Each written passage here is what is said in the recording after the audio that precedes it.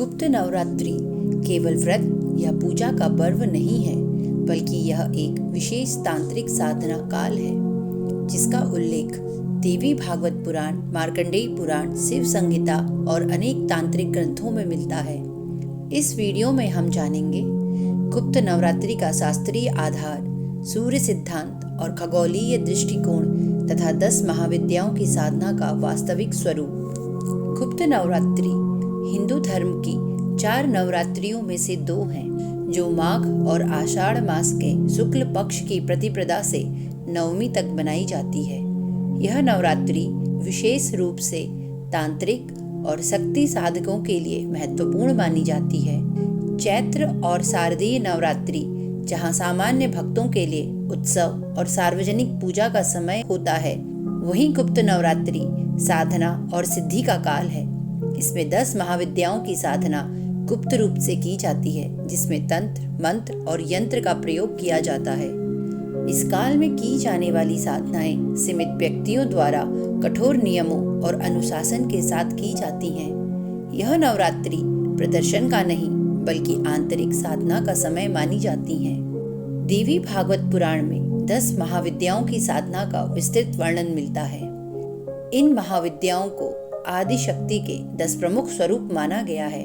पुराण के अनुसार माघ और आषाढ़ मास की नवरात्रियां तांत्रिक साधना के लिए विशेष रूप से निर्धारित हैं।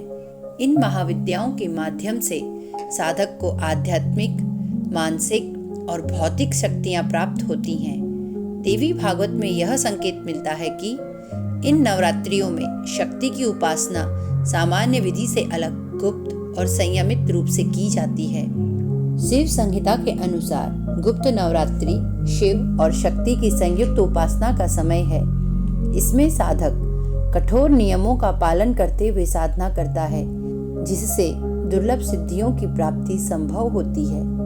रुद्र यामल तंत्र में गुप्त नवरात्रि को नैमित्तिक साधना का काल कहा गया है, अर्थात विशेष उद्देश्य से की जाने वाली साधना। इसमें साधना का लक्ष्य पहले से निश्चित किया जाता है। शास्त्रों में यह उल्लेख मिलता है कि ऋषि विश्वामित्र और वशिष्ठ ने 10 महाविद्याओं की सिद्धि गुप्त नवरात्रि के काल में ही प्राप्त की। विश्वामित्र द्वारा सिद्ध शक्तियों के माध्यम से नई सृष्टि की रचना का वर्णन उनकी साधना की प्रबलता को दर्शाता है। तंत्र शास्त्र में साधना की गोपनीयता को अनिवार्य माना गया है।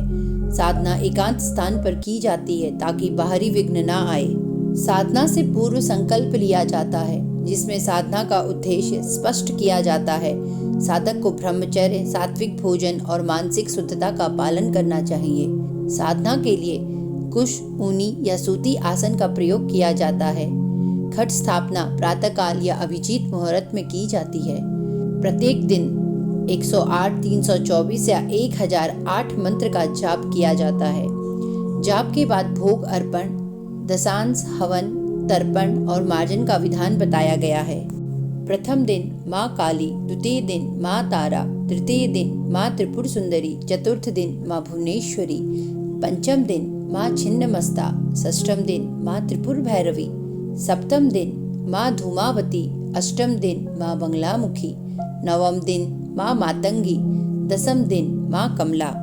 प्रत्येक देवी के लिए अलग मंत्र, भोग और साधना विधि का विधान तांत्रिक ग्रंथों में बताया गया है। यह नवरात्रि उत्सव की नहीं, बल्कि अनुशासन, गोपनीयता और साधना की है। शास्त्रों, पुराणों, सूर्य सिद्धांत और तांत्रिक ग्रंथों में गुप्त नवरात्रि का स्पष्ट उल्लेख मिलता है। 10 महाविद्याओं की साधना के माध्यम से साधक आध्यात्मिक और भौतिक दोनों स्तरों पर लाभ प्राप्त कर सकता है। गुप्त नवरात्रि शास्त्र, तंत्र और खगोल तीनों के संतुलन से जुड़ा हुआ एक विशेष साधना काल है।